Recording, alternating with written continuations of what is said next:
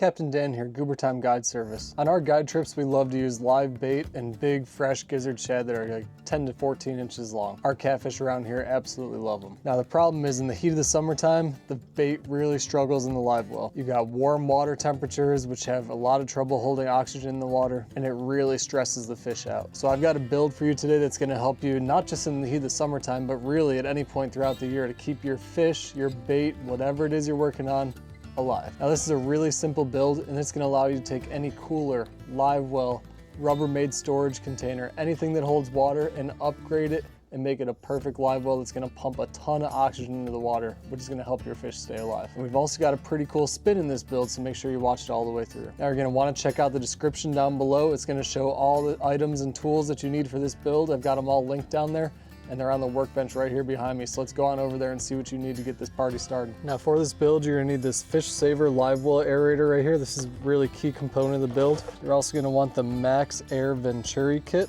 These are all linked in the description down below. I've got some 3/4 inch bilge pump hose. I've got this cut down to about 2 inches. All I did to cut this down was use a razor blade right here. You could also use some PVC cutters if that's more your style, if you have them laying around. You're gonna need some wire strippers, either set like this. I really like this pair. I'll link both down below. I'm gonna use a heat gun for some heat shrink, and I'm also gonna use some low temperature solder right here to connect my wires. Now optionally, you might want this rock light right here, which I've extended the wire to, and some zip ties. Now that's optional, but I think it's really gonna make this a pretty cool build if you add that into your kit. Now I'm not saying you have to like this video, comment down below, and subscribe to the channel, but I've been told that if you don't, every time you launch your boat, it's gonna be windy and rainy the entire time you're on the water for the next 2 weeks. So if I were you, I wouldn't risk it. I'd go take care of that stuff right now. It's easy, it's free, and it helps the channel out a lot. Now last thing to consider is what your battery source is gonna be. Are you gonna use a big 100 amp hour lithium? That's gonna power this thing forever. You're gonna use something smaller like a build we did in a recent video, which I'll link in the description if you wanna check that out. Or you're gonna use a really small Aqua battery. I've got this battery, completely waterproof, linked down in the description below. What that's gonna determine is what kind of end fittings you're gonna wanna go to here. I'm gonna use the Aqua battery for this because I wanna make it really portable and waterproof. So I don't want anything like my mini Andersons or my big size Andersons that can let water in and corrode. So once I connect this waterproof fitting with that red O-ring in there, that's gonna make this a watertight connection. I can throw this in any boat, any live well, any bucket, any cooler, and know that my fish are gonna have the best chance of survival. Okay, so for the purpose of this video, I'm gonna put my other 2 batteries aside and just focus on the Aqua battery right here in this fitting, the female side. That's gonna help us connect everything up. Okay, let's start by checking out the 2 main components of the build. The Fish Saver live well aerator. This thing's pretty cool. We are gonna make some adjustments to it though. That spray hose fitting up top, you can just leave that in the box, and I'm gonna pop this PVC part off. Save those for later in case you wanna use them. All these 2 fittings are gonna do is kind of spray water up and let it rain down like a shower head. So that's good, but we're gonna make this even better. Okay, so this pump, you can actually open it up.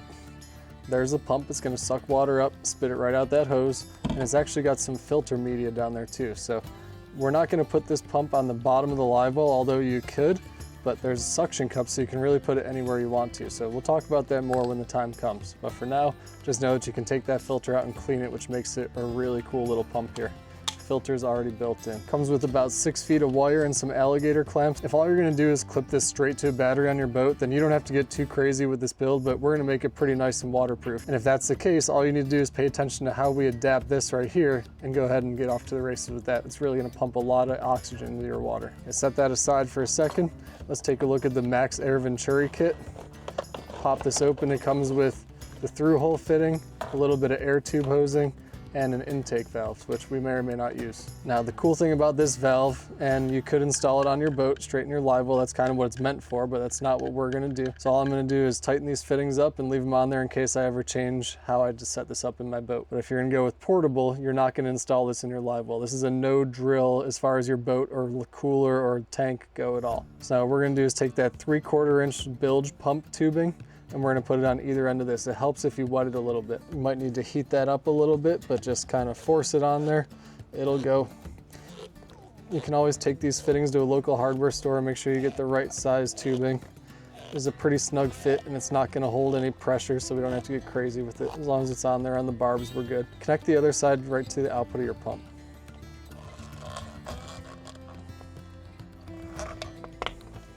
And And spinning in a clockwise motion kind of helps. If you can tell, there's some spiraled coils in here to kind of reinforce the tubing. So if you spin that clockwise, it's going to help it bite onto the barbs and twist its way up. I'm going to set this up so if the pump is in the upright position, the fitting is pointing straight out at me. And this is fully adjustable, so you can set it up however you need to, but I already know this is the way that's going to work for me. Now the main part of the build for me is going to be utilizing this watertight connection here. So what I'm going to do is get rid of these alligator clips, just chop those off. I'm not going to need those anymore, so toss them to the side. I'm going to have to strip some of this wire off, just about 1/4 to 1/2 inch is fine. And thinking ahead a little bit, I want to get some heat shrink on here so I can really seal this up and make it as watertight as possible. This is a pretty thick housing right here, so I'm going to go with some somewhat thick tubing here. This is going to shrink down to about 1/3 of the size, so that should be fine. And I'll probably go with 2 smaller ones so I can try and fit them over my butt end connections. Really get this thing sealed up well. I'm just going to have those on there ready to go so I don't forget them later. You don't need your air tube hosing just yet. Set that off to the side. Now here's when I'm going to start to work in my light system. This is going to help me light up my Livewell. I just can't help but take things to the next level. So this is completely optional, guys. You don't have to do it, but while we're wiring this up, it's easy enough just to splice the wiring in. This rock light right here came with a pretty short cable, only about 8 or 10 inches. So I extended that to match the length of my hose over here. And what I'm going to do is take this rock light right here, it comes with a backing. I'm going to take a couple zip ties and I'm going to mount that right onto my pump, right about here. Okay, that's why I cut that tubing to that length right there, so it fits right in there and it pretty much blends right in. So all I need to do is take my zip ties and lock that down. There are some screw mounting holes right here, so just put that zip tie right through it and it should be pretty easy to connect. So this one's going to go below, that one's going to go over my tubing, just to kind of lock it down in place. And I'm going to cinch up my zip ties. Reposition that light however you want to. I just need it shining down or across my tank when it's all said and done. And we can always do those adjustments later. These zip ties are also going to help keep that hosing onto your barb ends if you're worried about it, but I know they're not going to come off. There's no pressure on this tubing. I like to trim my excess with a razor blade. You can get it super flush and not leave any sharp ends there. There's nothing on there that's going to catch. You can also use nail clippers and use the sharp edge of it. All right, now we're gonna route our wire. I'm gonna take my wire and come around the back side here and bring it right up along the edge of this wiring. And I'm just gonna match it up. Pull it out to the same length and make sure I have the same amount of wire matching up on the ends here.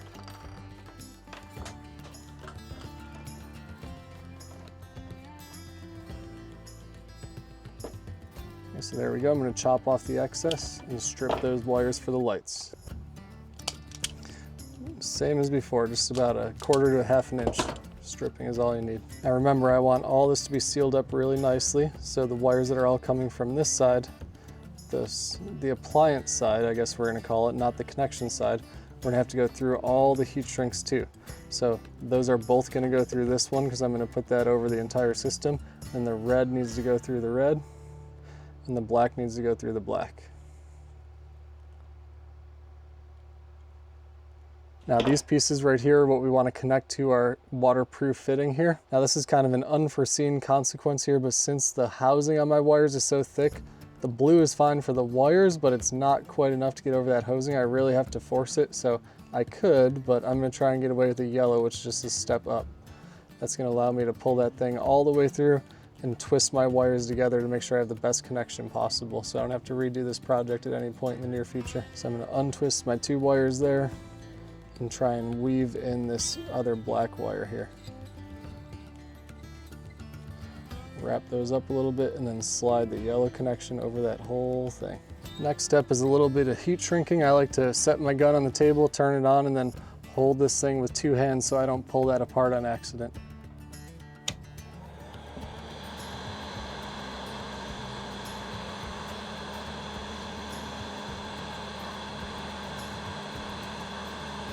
Now that I've got that low temperature solder going, I'm going to slide over my heat shrink protector and just give that a little extra buffer to try and protect that as best as I can and shrink that down. Now these are marine grade heat shrink connectors here, so I don't know if you can see it, but we've got some glue oozing out there, which is gonna help seal that connection. We're gonna do the same thing with the red. I'm gonna do it off camera and get back to you in a second here. Same exact process. Now that we have the black and red sorted, remember I've got that one more piece of heat shrink down here, so I'm gonna pull all my wiring together and slide that up and try and cover the rest of this fitting up the best I can. I don't want anything to tug on this and make it loose or pull anything apart. I'm just gonna work that up as far as I can. Hopefully I can cover up part of this connection too. And that'll make me feel a lot better here. That's what I was hoping for, right up along the collar there. And let's shrink that down. Now before we get too carried away, let's grab our battery, our pump, and our light and plug this in and just make sure everything works. We should hear the pump and we should see the light come on. There is a little key right here that shows you which way it has to go in, and it's got to fit right in that notch right there. So plug that in, it'll get your positive and negative aligned. And there we go. Got our light and you can hear our pump. So everything's working great. Now, if you're thinking it, I haven't forgotten about it. You do want some kind of fuse in this system here. Nocqua makes an inline fuse, which I'll probably be ordering for this system. If not, you're gonna wanna cut your wires somewhere and put a fuse in there, especially if you have a different type of connection. I'll make sure to link that Nocqua fuse down in the description below in case you wanna use this system. Now, the next thing for us is gonna be a little bit of cable management. I've got a bunch of little zip ties here. I'm just gonna run the length, and every couple inches or so, I'm gonna put some zip ties in here. But first, we're gonna run this tubing along with it. So let's unwrap this tubing here and figure out what kind of length we want on it. Now, what I'm gonna do is go to my fitting right here, the Venturi fitting, and that little nipple right there, I'm gonna connect one end of the tubing. Again, a little bit of moisture helps here, so you might need to spit on that thing.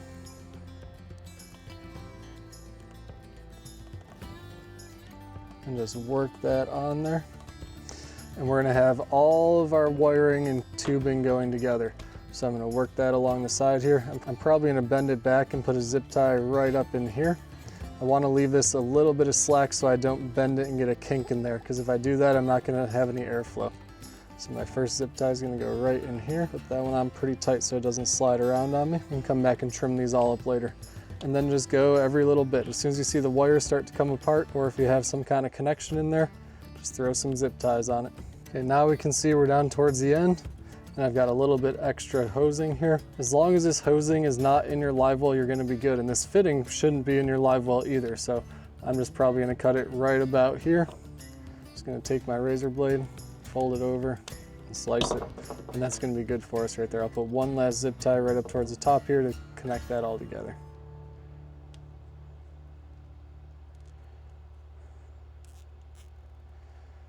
And that's going to be where we're drawing air from, so make sure this is never underwater or the system's not going to be effective. So it turns out we're not going to use this intake right here. What this is something you mount on like the floor of your boat or maybe the lid of your live well, and air comes in the hole and you can screw it down. So it's really kind of flush mounted into your floor. I'm gonna save that and set it aside just in case I change how I set this up in the future. So what do you say we throw this in our cooler from our recent video that we just built, our little DIY live well, and see what the kind of flow we get with this thing and all the oxygen it's gonna pump in. The best part is battery and everything. This is the entire kit. I can grab it with one hand and take it wherever I need to. Now, one of the biggest issues with a system like this is any kind of dirt and grime and fish scales and everything like that kind of settles towards the bottom. So if you put this on the bottom, your pump's gonna be sucking water from that area of the tank. So these suction cups right here are gonna allow you to put that on wherever you want to. I'm gonna stick it right to the side.